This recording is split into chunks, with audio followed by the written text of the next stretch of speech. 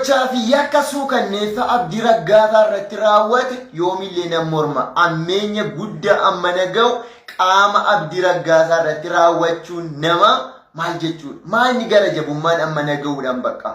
An wanti na gaabbisiisu abdii raggaasaa amantaan Islaamaa akkamnaan jennaan gaariidhaan ittiin jedhe. Otoo yeroo sana calliseera ta'eetii abdii raggaasaa balaa amma naga'u irraa hin bu'u ture.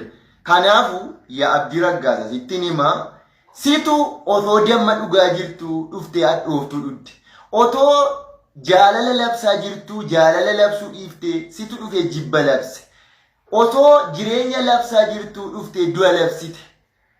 An wantan godhu tokkollee hin qabu. Wantan siin jedhu tokkollee hin qabu. Abdii raggaasaa kan miidhee qaama hin beekamne jedhame. Yookaan warruma musliimaatu abdii raggaasaa cimaa wanta ta'eef sammuu cimaa wanta qabuuf bor hoogganaa keenya ta'a jedhaniitu sodaataniitu abdii raggaasaa irratti tarkaanfii amma naga'u fudhatan. Yookaan immoo duuriyyeetu itti bitameetu abdii raggaasaa irratti gocha suukanneessaa fi ammeenya guddaa irratti raawwate. Nuti ijoollee Yesuus nu eegu malee Yesuusin hin eenyu nuti. Waaqa nu eegu malee Waaqa eenyu tokkollee hin qabnu.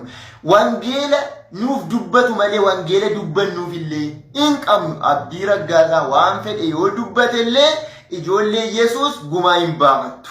Abdii raggaasaa kana godhe, abdii raggaasaa sana godhe jettee ijoolleen Pirootistaantii yookaan ijoolleen Pheenxee abdii irratti yakka suukanneessaa fi ammeenya guddaa irrattis hin fudhattuan. Kana dhibba keessaa dhibba nan farraman. Kanaafuu yaa abdii raggaasaa situ damma dhuguu dhiisee dhuftee hadhooftu dhudde amantaa musliimaa keessa dhuftee jechuudha. Jireenya labsuu dhiifteetu dhuftee amantii musliimaa keessa teessee du'a labsite. Amantaa jireenya labsuu dhiifteetu amantaa du'a labsu haxxee labsite situ.